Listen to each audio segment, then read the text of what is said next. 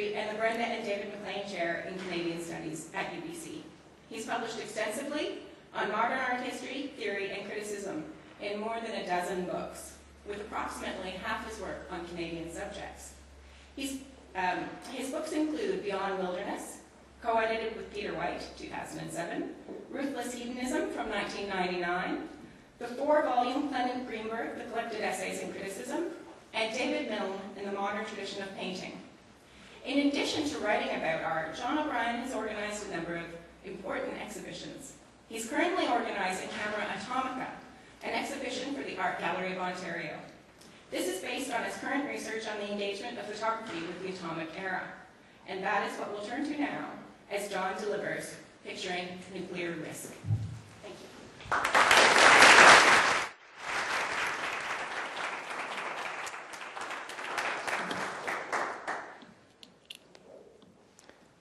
Thank you, Laura, and thank you all for coming.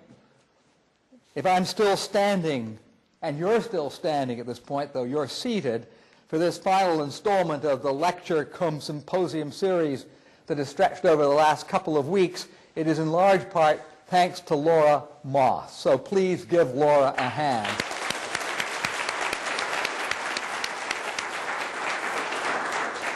She's been a wonderful comrade in arms, and my thanks to her, and my thanks once again, and I've said it each time, to those of you, and there are quite a few of you in the audience, who have been co-conspirators on this project. Those of you who, and 2 of you have come up tonight and slipped something in my pocket and said, please listen to this atomic song. Did you know about this photograph? I'm very grateful for that. The previous lectures have been guided by 4 questions.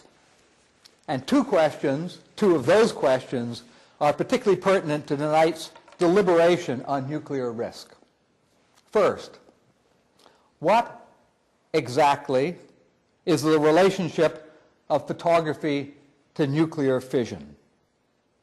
And second, how has photography participated in the production of nuclear narratives, including narratives of nuclear threat?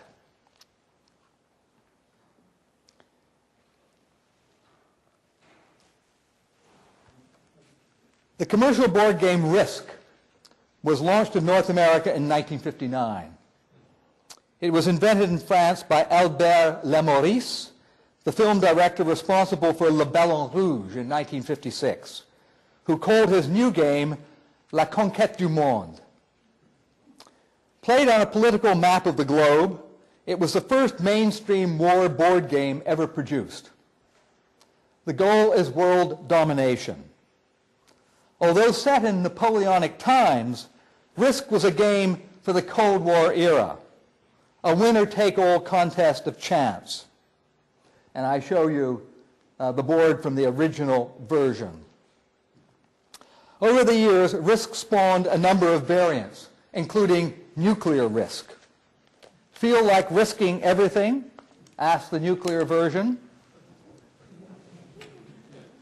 which was adapted from the original by United States naval personnel in the early 1980s during Ronald Reagan's first presidency. Instead of competing against one another with armies, players of nuclear risk compete with atomic warheads represented by red tokens. The rules of engagement permit players to blow themselves up for tactical advantage. A suicidal move of no greater consequence within the confines of the game than bursting a red balloon. And I show you the red balloon, but I'm going to go briefly back because here is a photograph of war games at the Rand Corporation. And that is Daniel Ellsberg in the center, 1959.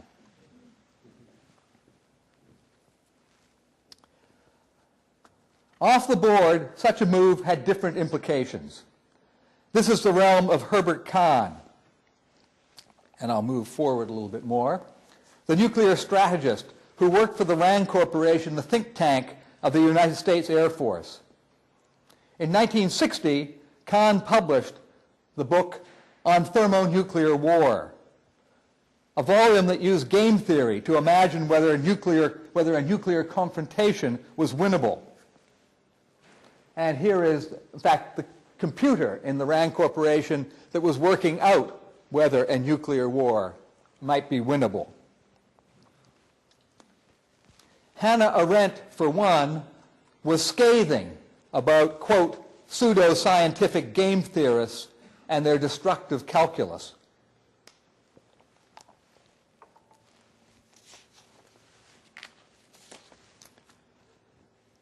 This evening's lecture is not about game theory, but it is about nuclear risk.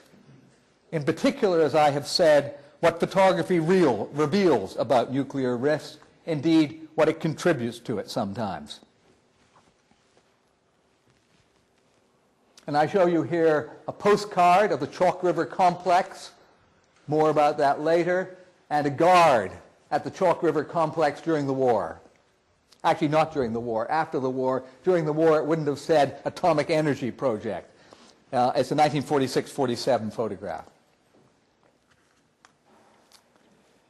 In July 2009, I received email correspondence from the Radiological Protection Unit of the Chalk River Laboratories, Ontario, which operates under the umbrella of a Crown Corporation, Atomic Energy of Canada Limited.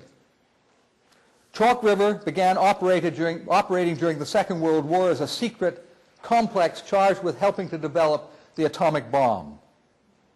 Located on the Ottawa River, 180 kilometers northwest of the Canadian capital and well away from major population centers, it was initially part of the Manhattan Project.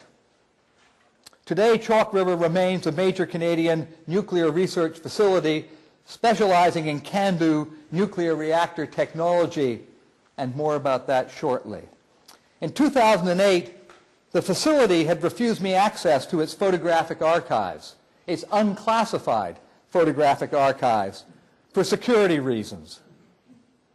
I was somewhat surprised, therefore, to receive a message from that corner of the Canadian nuclear world a year later in 2009.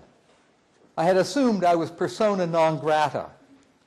Would I be willing, Chalk River Laboratories inquired, to participate in a survey on public attitudes towards radiation? Quote, the public has an irrational attitude to the radiation hazards presented by nuclear, medical, and environmental factors, the message stated. And to carry on. The public's perceptions have been distorted by information filters that change the balance between perceived benefit and detriment. And the survey intends to measure the deviation between public and expert views. In preparing the questionnaire, a PhD student in psychology had been engaged to ensure that the survey was not biased as pro-nuclear. If the student had read The Frames of War by Judith Butler, which I was reading with a class this afternoon, a graduate class, which was published just at the time of the survey, they would have known that the questionnaire depended upon a certain field of perceptible reality having already been established, as Butler puts it, as well as on a certain disposition towards the subject matter. After allowing a reasonable period of time to elapse, I declined the invitation on the grounds that I was a security risk.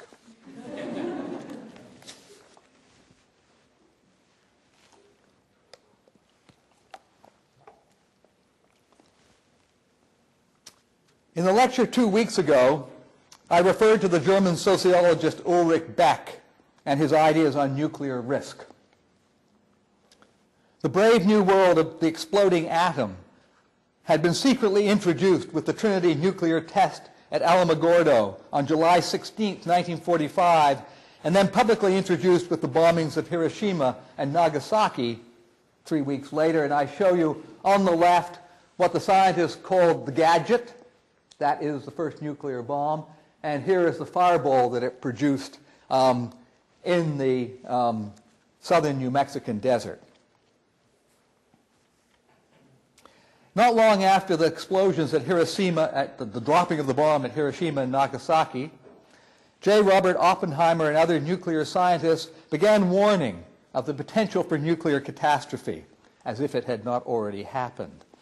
As inventors of the bomb, they were experiencing atomic hubris, some of them anyway, and debating how to control the genie they had released from the bottle. But Ulrich Beck is less interested in scientific hubris than in technological history. While it had been more or less possible to evaluate the positives and negatives of technological advancement in industrial society, he argues, in techno-scientific society, that's the one that Derrida talked about and which I talked about last week, the risks have become too great to evaluate accurately.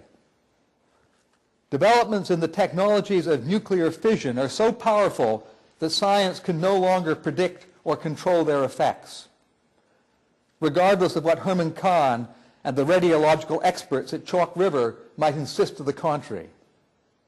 Even the most restrained and objective assessment of nuclear risk requires that a blind eye be turned to the possibility of nuclear disaster.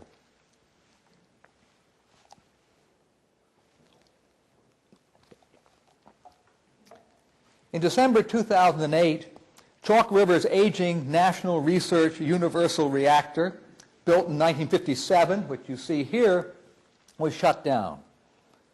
It was leaking heavy water. At the time, the reactor was producing 1/3 and 1/2 of the world's supply of medical isotopes. Although the reactor started up again shortly afterwards, the discovery of 2 additional leaks in May 2009 forced it to close once more, this time for extensive repairs that took more than a year to complete. I received the radiation questionnaire 2 months after the news broke about the second leaks, when both Atomic Energy of Canada and the Conservative government were under fire, accused by critics of lax safety standards at Chalk River. Even if the radioactive spills were relatively minor, and I don't know that they were, any more than in other words, you get my point, I don't know that they were, the political fallout was not. The development of the questionnaire was a not very subtle response to the criticism. The organizers of the radiation survey were convinced that public perceptions of radiological risk were distorted by print and broadcast media, photography and film, and other so-called information filters. They may well have been correct in that assessment. Again, I'm in no position to judge. But they were surely mistaken in assuming that their own radiation experts were immune to the effects of information filters. Experts are no less subject to filtered information than the public.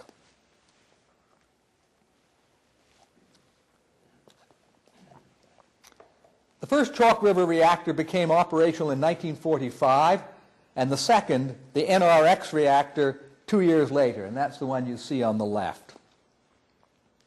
Associated Press was given permission to take a series of photographs of the complex for distribution as press images. One of the photographs, seen on the right, called Checks for Radioactive Contamination, was a representation of how Chalk River protects itself against radiation accidents and spills. A health inspector in a white lab coat is shown squatting next to an array of cleaning equipment in a hallway. A caption accompanying the image, which was carefully staged for the camera, explains that he is checking for radioactive contamination with a portable Geiger counter. The cleaning equipment in front of him is standard issue, what might be found in any school or business office at the time: brooms, mops, rags, special shoes, dustpan, vacuum cleaner, floor polisher, aluminum bucket, cedar cleaning fluid down at the front, no longer in production. You might find it on the shelves of old barns occasionally. And 2 pairs of gloves. If an article was found to be contaminated, the caption continued, it was placed in the garbage can, marked active, to the inspector's right. So what is wrong with this picture? Formally, there's nothing wrong with it. Take away the human figure, and the photograph falls within a broad genre of still life representation, first in painting and then in photography. It is competently executed as an image. The problem lies with the content. At a micro level, the health inspector should at least be shown wearing gloves. And it's difficult to imagine him fitting the floor polisher into the garbage can should the Geiger counter register it as hot. At a macro level, the mop and pail cleaning equipment in the photograph is incommensurate with the nuclear generating plant to which it relates. Technologically incommensurate. Although Associated Press circulated the photograph to newspapers and magazines as a news image, it reads more like an advertisement for nuclear safety, and a false one at that. At the time, Chalk River scientists and administrators had enough evidence on the dangers of radiation to know that if an accident occurred, more than mops and pails would be required to deal with it. By 1947, information on the effects on the human body of atomic bombs dropped on Hiroshima and Nagasaki, on radiation poisoning and keloid scars, which you see on the left, the figure on the left, and thermal burns produced by the bombs, had been sent around to those involved in the Manhattan Project. And I'm showing these on purpose. I decided not to keep them out. If anybody wants to ask a question about it, we can discuss that after. The United States Bombing Survey had published a report, The Effects of Atomic Bombs on Hiroshima and Nagasaki in 1946. And that's where the photograph on the left initially comes from. Well, in a second edition of it. Here I show you the nuclear scientist Louis Slackin. Nuclear scientists at Chalk River had also been informed about the circumstances of Slackin's death from a lethal dose of radiation. The Canadian physicist was employed at the Los Alamos National Laboratory. His job was to undertake criticality testing, first with uranium and then with plutonium cores. This involved bringing fissile materials to the point of near criticality, a process that insiders called tickling the tail of the dragon, which carried the risk of touching off a chain reaction. Quote, I am one of the few people left here who are experienced bomb-putter-togetherers, Slackin boasted. On May 21, 1946, a plutonium core on which he was working with a screwdriver slipped, causing a burst of radiation equivalent to that of an atomic bomb detonated 1,500 meters away. He died 9 days later and was buried by his parents in his hometown of Winnipeg.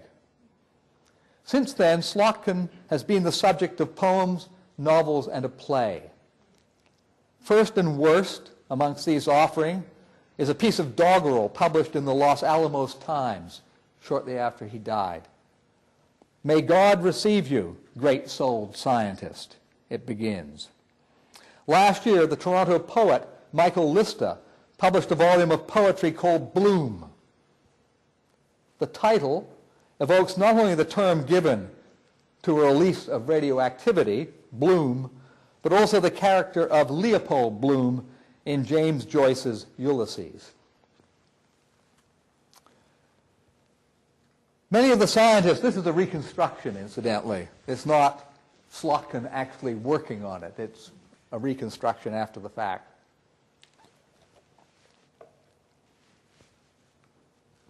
Many of the scientists and workers at Chalk River lived a short distance away in Deep River. The town was similar to the American atomic cities of Oak Ridge, Hanford, and Los Alamos that were built to service the Manhattan Project. Following the war, as the new atomic age was beginning to develop a visual vocabulary of its activities, views of the cities started showing up on postcards. Some of the images were taken from the air, like this one, Chalk River Research Centre of Atomic Energy of Canada Limited on the Ottawa River. A postcard that was published in Spectrum color in Dryden, Ontario. Although I am wary of these cards, and I suppose I have done more work on postcards than I have on any other aspect of photographic representation of the atomic, which makes me doubly wary, and in the same way that I'm wary of news photographs, I'm convinced they have something to say about the hopes and anxieties at the time of their making. As a product of tourism, the modes of address and reception of atomic postcards are peculiar to the medium. Handwritten messages on the backs of the cards are almost invariably positive, like the photographic images on the front of them. Rectos and versos, fronts and backs, tend to reinforce one another's reassuring tone. And even postcards mailed from sites of danger, such as this one, rarely stray from a lingua franca of cheerfulness. Quote, on the back of this card, "Hope both of you are keeping well in the heat. It's much cooler this way, just fine for the holidays." And that was written in 1959. Susan Stewart has observed that souvenirs and postcards speak in the nostalgic language of longing. They provide a miniaturized, hold-in-the-hand spectacle that domesticates what is pictured, even if the pictured is implicated, as Chalk River is, in traumatic historical events. If the authority of the state, and here are two more cards, and these are both of, as you can see, of Deep River. If the authority of the state is identified with vastness, the bourgeois subject is associated with miniaturization. In two other postcards from Chalk River, Deep River area, Yacht and Tennis Club, Deep River, Ontario, Canada, and AECL Staff Hotel, Deep River, Ontario, Canada, the representation of pleasure is the primary point. The promise of yachting on the Ottawa River, playing tennis at the club, and staying in the hotel operated by Atomic Energy of Canada override the risk-laden environment in which the activities take place. The postcards, printed in Toronto by Canadian Lost Card Company, were likely commissioned by Atomic Energy of Canada. Ara Muradian, who graduated from the University of Saskatchewan with a PhD in physical chemistry, arrived in Chalk River in the 1950s. In a 1995 interview, he recalled his life there in a way that curiously parallels the message of the postcards. And here he is. "I moved to Deep River to work in the chemical extraction division of AECL," he wrote, or he said in the interview. "My first job was separating plutonium from irradiated fuel. I also separated isotopes that were selling all over the world, things like strontium-90, cesium, phosphorus. In the early days," and this follows right after those comments, "in the early days, people did many things for recreation. Yachting, hockey, tennis, art, and pottery. We even had a theater, the Strand Theater, where Bookworld is now located. Deep River was and still is a pretty active community. There are darn few communities with a population of 5,000 that have their own symphony orchestra." Muradian hardly pauses to catch his breath between describing his professional work and the recreational pursuits available to those living in Deep River. It's as if the near meltdown of the NRX reactor on December 12, 1952, and other serious Chalk River accidents in 1957 and 1958 had never occurred. In 1952, the reactor was restarted after routine alterations and maintenance. What followed next was a series of human and design areas that brought part of the cooling system to a white heat, set off explosions that destroyed the core of the reactor, and released a gaseous cloud of radioactive particles, a bloom, into the atmosphere. More than 1 million gallons of radioactively contaminated water flooded the basement of the reactor. The Canadian military and the United States Navy were brought in to clean up the physical damage and to pump the contaminated basement water into shallow trenches near the Ottawa River. And one of those called up was future President Jimmy Carter, who at the time was a nuclear engineer in the United States Navy. In response to questions from the news media about the accident, C.J. Mackenzie, president of Atomic Energy of Canada, assured reporters that everything was under control. A pinhole leak, he declared, had occurred in the reactor. That was all. Muradian and Mackenzie seemed to be cut from much the same cloth. Although Muradian's first assignment at Chalk River was to work on the separation of plutonium from irradiated fuel, in his recollections, he ignores that that same very process allowed India to draw off plutonium from a Canadian reactor for its own nuclear weapons program. And at this point, I want to show you a remarkable film made by the National Film Board. The National Film Board of Canada has made more than 90 atomic films.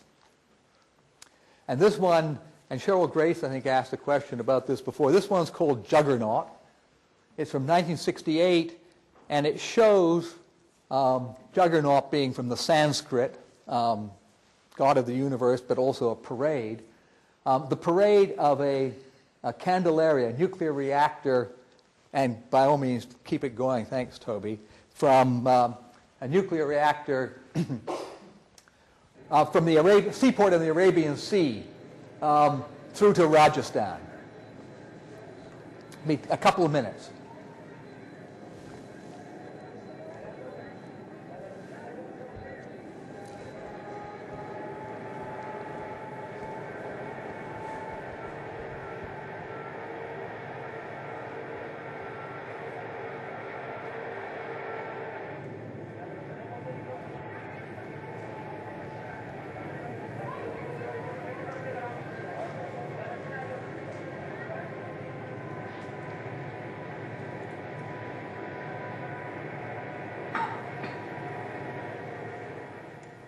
Juggernaut, which rode into India, was a 75-ton tractor trailer from Vancouver, British Columbia. It carried another object from Canada, a calandria, the heart of a nuclear reactor. It would bring power to an Indian state that has no major river system, and what little water there is needed for irrigation.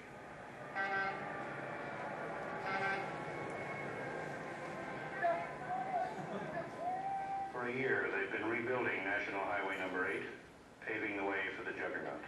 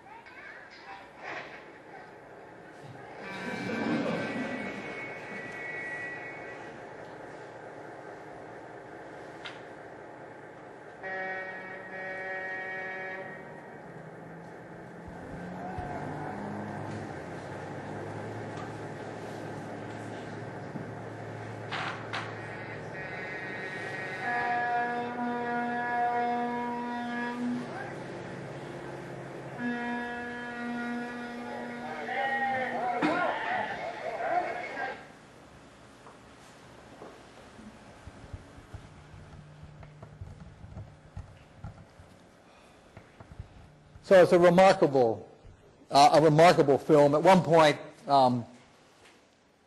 you see all throughout the route, you see life along the way. So butchery, making pots, all kinds of local life, which has been going on for centuries and centuries, and it's contrasted to this, the juggernaut that is about to transform life in India, and also to help deliver to it nuclear fuel for the bomb. So it's a mini bomb factory, amongst other things.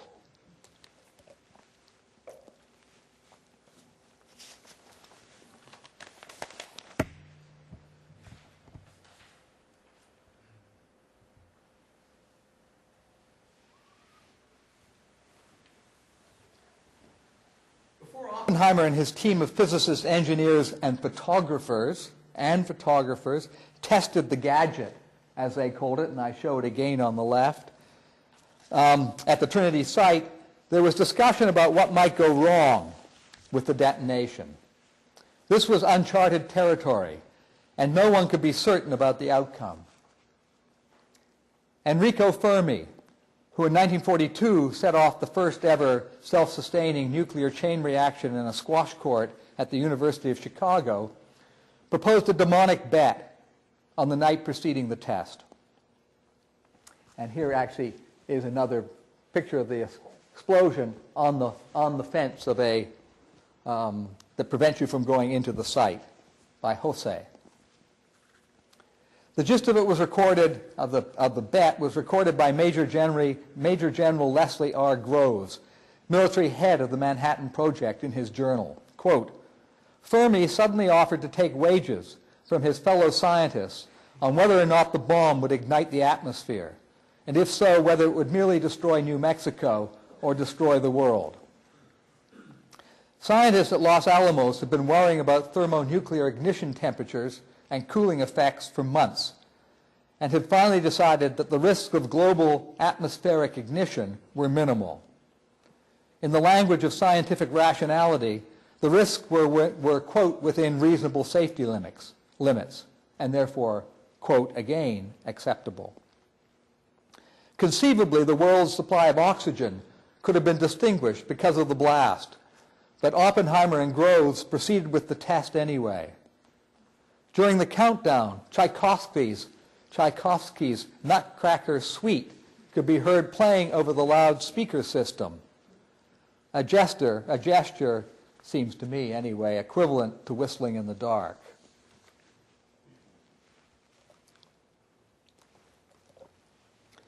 If the world's supply of oxygen escaped danger from the Trinity test, parts of the state of Indiana were less fortunate. None of the Los Alamos scientists had predicted that radioactive debris thrown into the atmosphere by the explosion would be blown hundreds of kilometers away by the wind before falling to the earth as toxic rain. The evidence for the phenomenon was produced by photography and discovered by photography. It would not have been known otherwise. Several weeks after the test, Eastman Kodak Company discovered that some of its X-ray film was fogged with spots that had been caused by an unusual contaminant. Radiochemical analysis of the film showed that the fogging was produced by beta ray activity, which does not occur naturally, rather than by alpha ray activity, which does. Kodak traced the radioactive contaminant to boxes of strawboard packaging that had been manufactured by a mill on the Wabash River in Vincennes, Indiana. Because X-ray film is highly sensitive, Kodak had been carefully monitoring the raw materials used to package its sheets of X-ray film. J.H. Webb, an employee of Kodak, determined that the contamination must have come from Alamogordo, 1,600 kilometers away. Fallout, which Webb referred to as, quote, wind-borne fission product, the word fallout had yet to be coined, had contaminated the Wabash River and then the pulp produced by the mill. Photography had made what was invisible visible. Except in scientific circles, the significance of photography's involvement in atomic tests has been largely overlooked until recently. The involvement extends beyond the production of iconic representations of fireballs and mushroom clouds usually associated with the tests, the stock and trade imagery of the nuclear sublime, and includes scientific information that could be determined in no other way. And I show you a Harold Edgerton Rapitronic photograph on the left and a series of photographs of Doomstown, or one of the buildings in Doomstown, that was exploded. These are all taken at many thousandths of a fraction of a second. Einstein's 1905 mass energy conversion equation, E equals mc squared, was fundamental not only for nuclear science, but also for photography. That is because light functions as both matter and energy. When silver bromide molecules strike photographic film, they act like photons and shift the electric charge of the silver to produce indexical images. On small strips of film, photography could provide, as no other technology could provide, quantitative and qualitative documentation on radiation tests and nuclear tests. In short, photography has been an indispensable technology. Photography has been an indispensable technology for analyzing blast effects as well as the impact of radiation.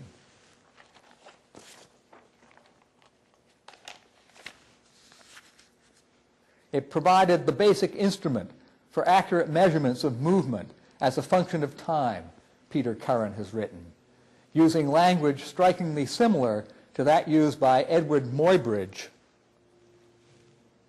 in describing the photographic experiments he undertook. Muybridge's experiments pointed the way towards motion pictures.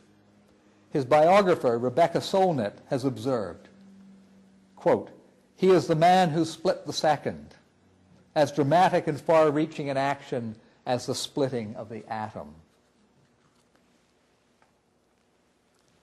In addition to contributing to the analysis of radiation and blast effects, photography was used to determine the explosive yields of atomic bombs, the velocity of the shock waves that the weapons generated, and temperature progressions occurring during a blast, and those are temperature progressions. So it's precisely these kinds of experiments in the photographic labs of Los Alamos and elsewhere to be able to determine blast yields and many other things that advanced the technology of photography. So the two were symbiotic, going back and forth.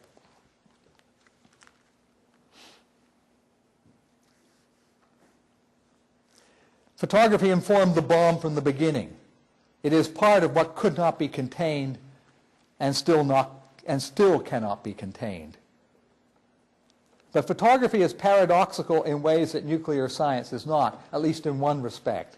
At the same time that it has contributed to atomic threat, it has also helped to reveal that threat. Some of the casualties of the United States nuclear testing program were photographers.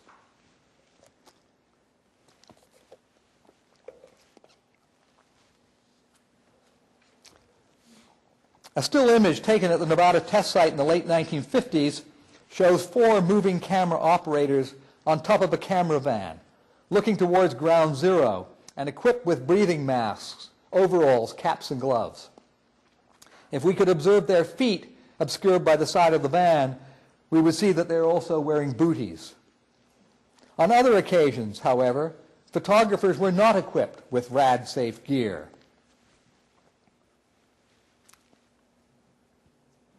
And wore only their regular uniforms during a test. In July 1957, when George Yoshitake was part of a secret film unit based at Lookout Mountain in Hollywood, he received orders to travel immediately to Nevada. "We need you out there for a special test," he was told. And here in his own words is his recounting of that. "Tomorrow morning you're going to go out with 5 other guys, and you're going to be standing at ground zero." I said, "Ground zero?" He said, "Yeah, but the bomb's going to go off 10,000 feet above you." I said, "Well, what kind of protective gear am I going to have?" He said, "None." I remember that I had a baseball hat, so I wore that just in case. He gave me a still camera and 2 motion picture cameras. They were 35 millimeter IMOs. I set up the two IMOs and had little tripwires that I could trip with my foot starting about 5 seconds before the blast. And the still camera, I also had a tripwire for that. I could get one exposure only. The other 5 guys were scientists, and they volunteered to be there. I wasn't a volunteer.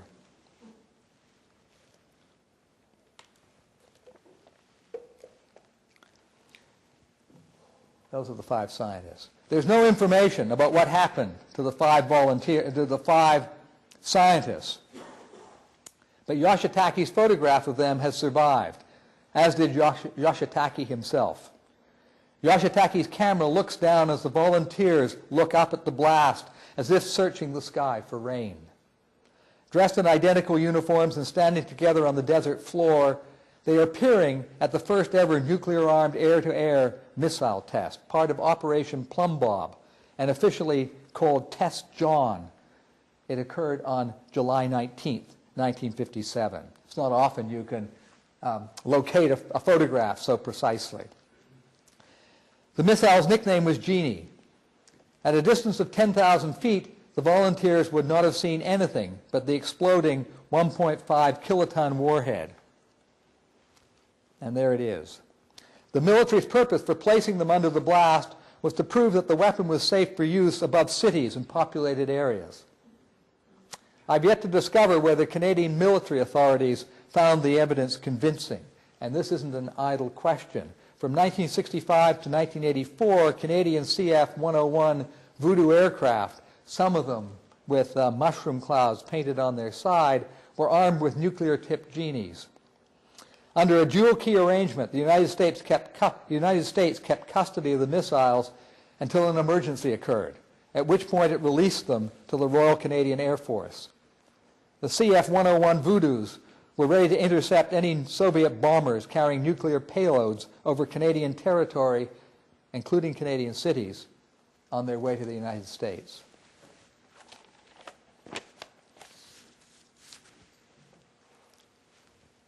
During the Genie test, senior military authorities were positioned 20 kilometers to the west, that is, upwind, of the explosion, on a rise of land equipped with VIP viewing bleachers.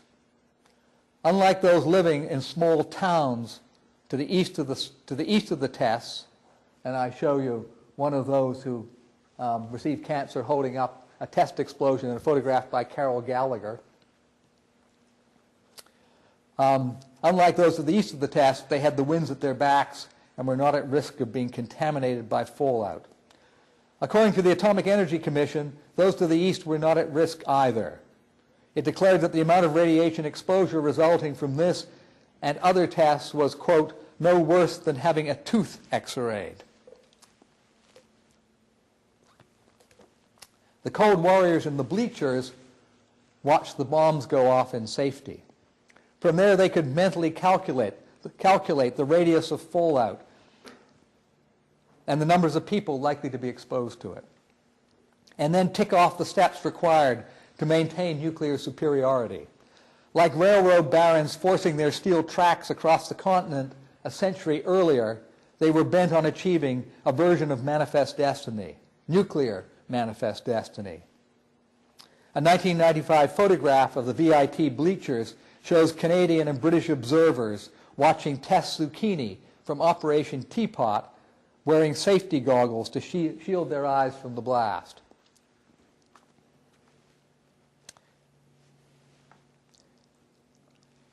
Canada participated in several nuclear weapons tests in Nevada, the South Pacific, and Australia from the end of World War II until 1958. And I show you here the fireball from Plumb Bob and Canadian troops. These are Canadian troops here. The only photograph I've found of Canadian troops in an archive in Ottawa, actually at one of the tests of Plumb Bob.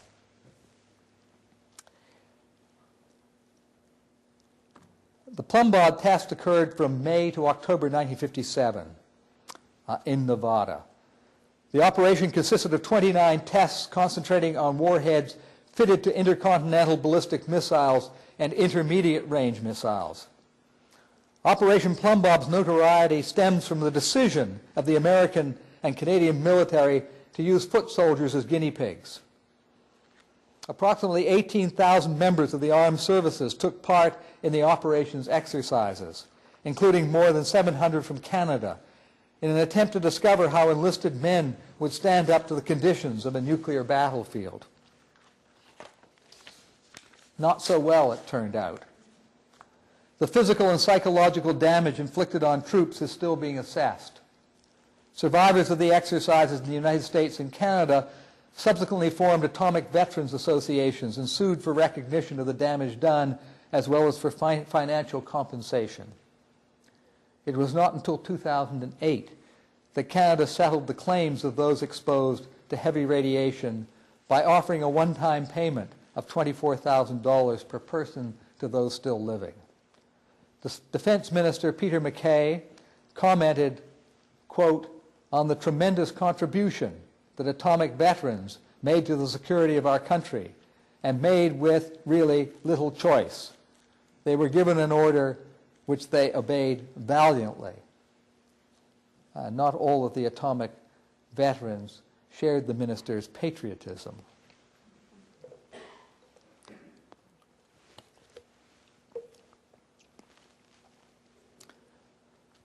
I'm now coming to the end. Eyewitness accounts of the tests have frequently drawn on photographic metaphors to describe the experience. Before the shot, we were ordered to face the tower, recounts Woodrow Whitefield Coward, a Canadian officer participating in one of the exercises. At the count of 10, I turned around, covered my eyes with my gloved hands. It was a cold morning. And a split second after 1, even with my gloved hands covering my face, there was a flash as bright as the midday sun.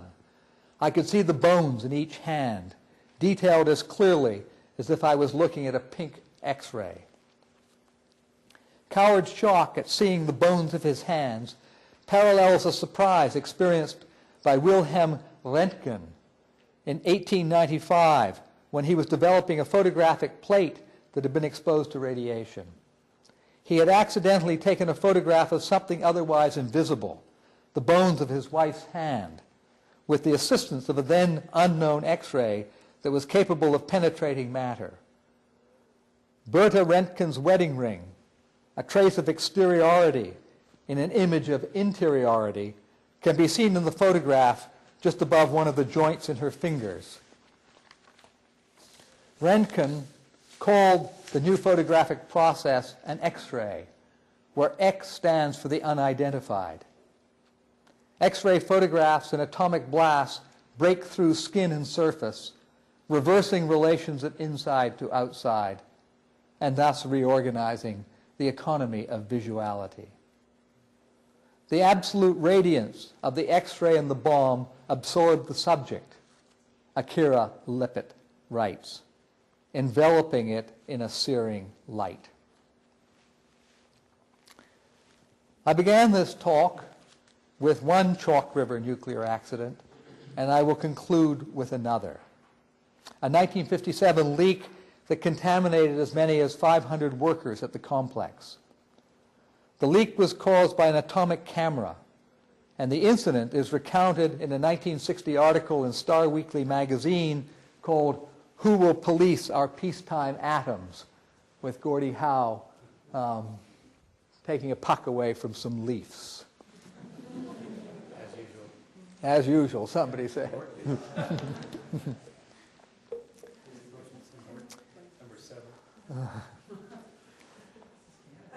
Here's what the article says.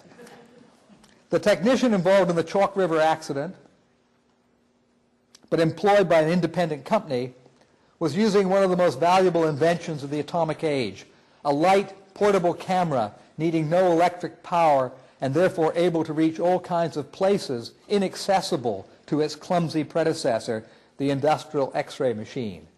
Its secret, and that's the camera on the right or something close to that, its secret is a capsule of radioactive iridium, about 1.5 inches long, that emits powerful gamma rays, which record metal flaws on film. Innocent and harmless though these capsules look, they are deadly. Atomic Energy of Canada Limited, the only supplier in this country, ships them in lead containers weighing 500 pounds. The technician undoubtedly knew this, as he must also have known why he was not permitted to remove the capsule from its shielded compartment in the camera.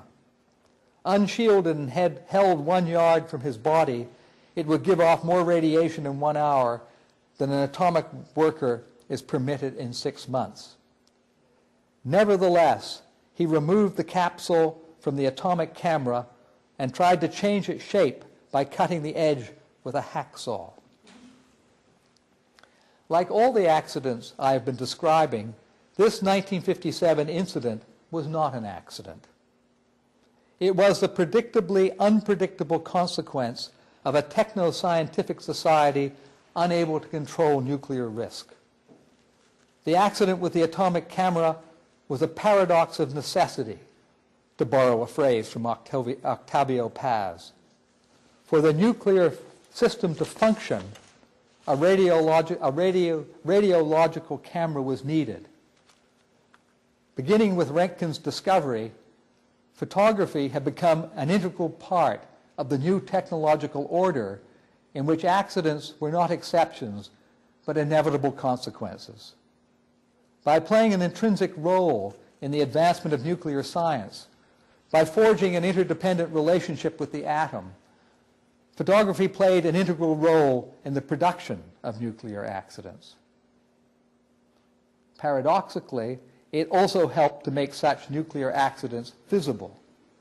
It brought into public consciousness what the Radiological Protection Unit at Chalk River and Atomic Energy of Canada, with its questionnaire, preferred to remain hidden.